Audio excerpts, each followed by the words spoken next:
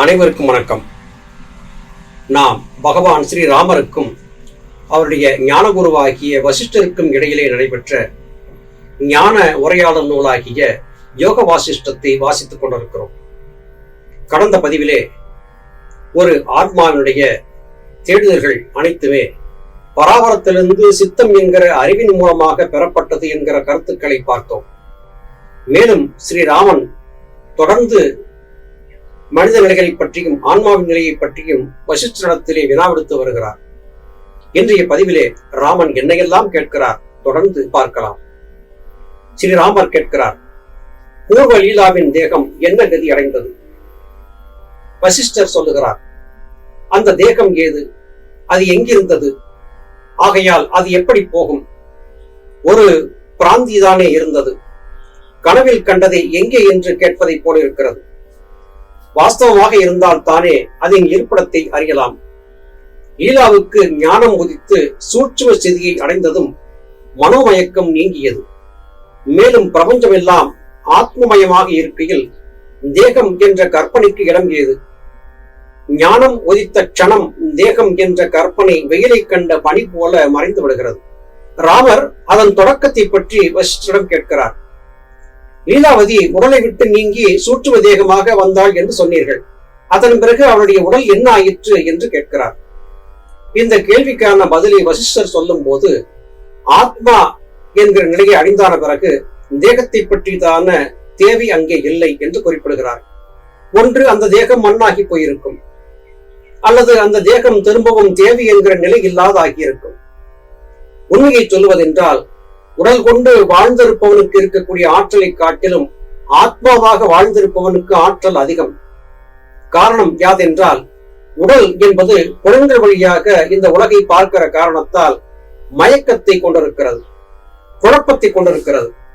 ஆனால் ஆத்மாவுக்கு இந்த குழப்பங்கள் இல்லை. காரணம், உடல் கொண்டு வாழக்கூடிய எந்த விதமான நிர்பந்தமும் ஆத்மாவுக்கு கிடையாது. அதற்கு பசி, தாகம், தூக்கம், தேவை, தேவையின்மை என்கிற நிலை கிடையாது. ஆத்மா ஆனந்தமயமான நிலையிலேயே இருக்கிற காரணத்தால் உடலை பற்றிய தேவையில்லை என்று வசிஷ்டர் சொல்லுகிறார். தூங்குகிற ஒருவன் கனவு காண்கிறான். அந்த கனவிலே அவனுக்கு ஒரு உடல் இருக்கிறது.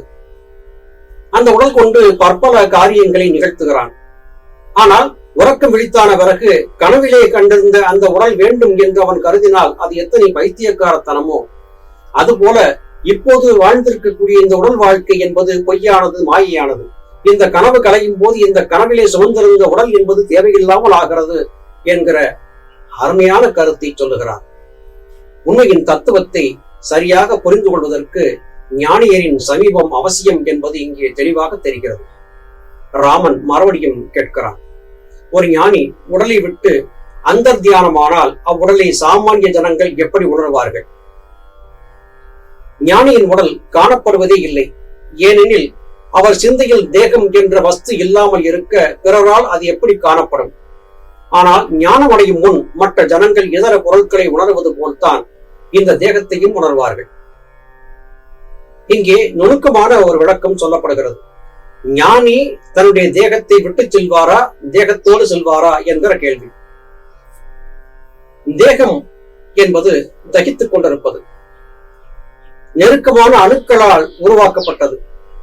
ஞானத்தை அடைந்துவிட்ட ஒரு யோகி தன்னுடைய தேகத்தை அணுக்களாக பிரித்துவிடக்கூடிய ஆற்றல் கொண்டவர்.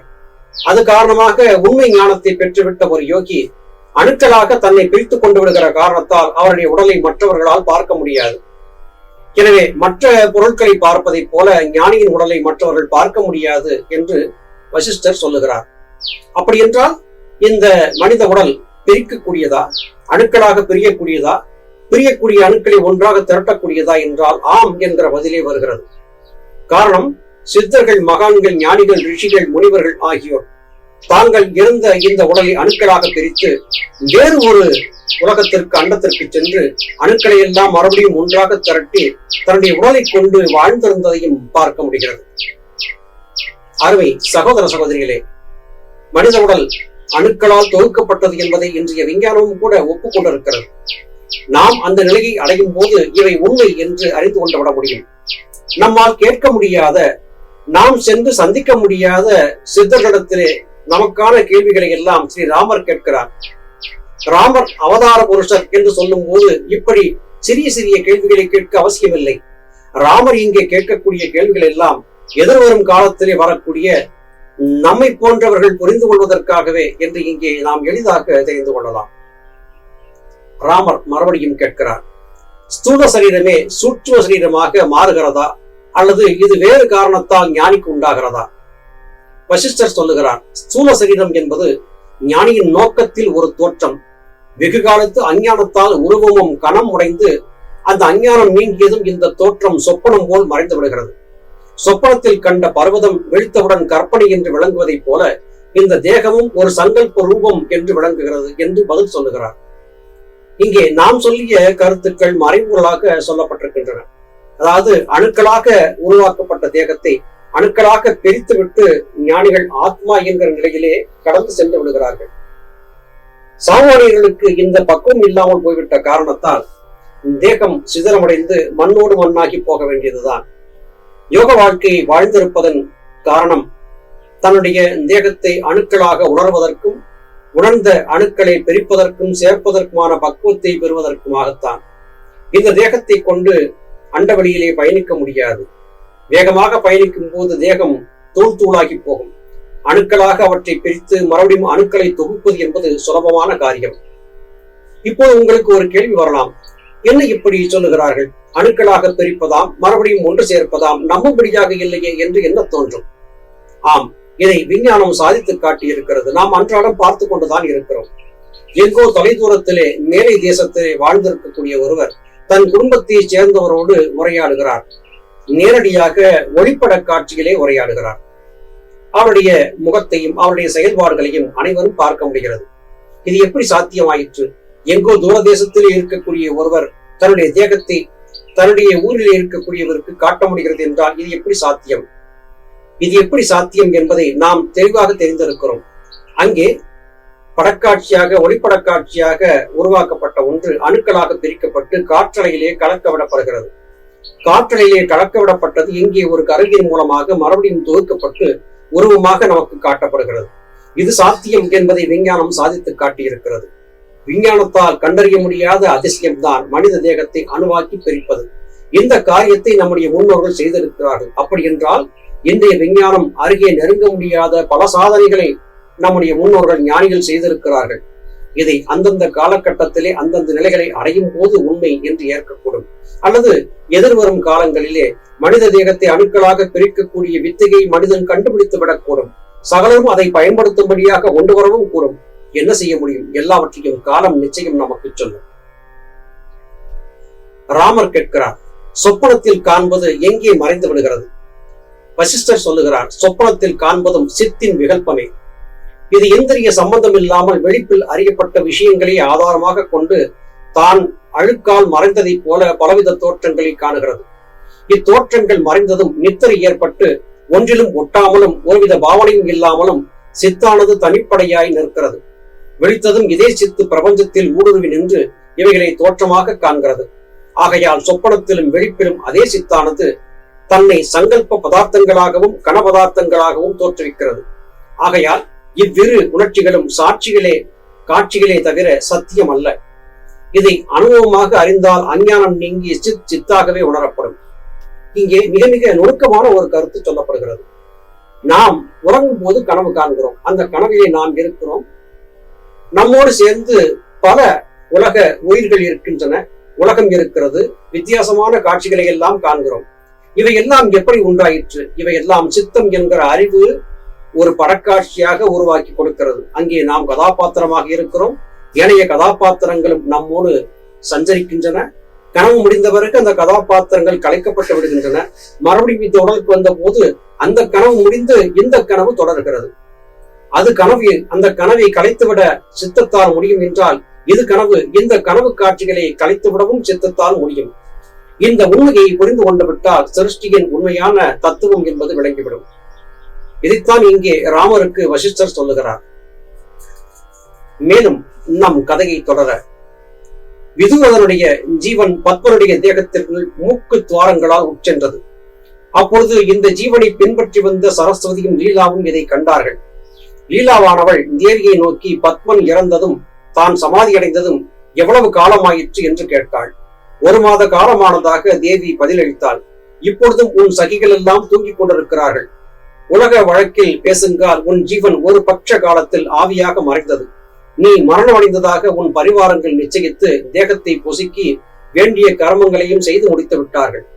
நீ என்னை சூட்சும சிதியிலே கண்டு என் அனுக்கிரகத்தால் ஞானமடைந்து அதிலே ஸ்திரமாய் நிற்கிறாய்.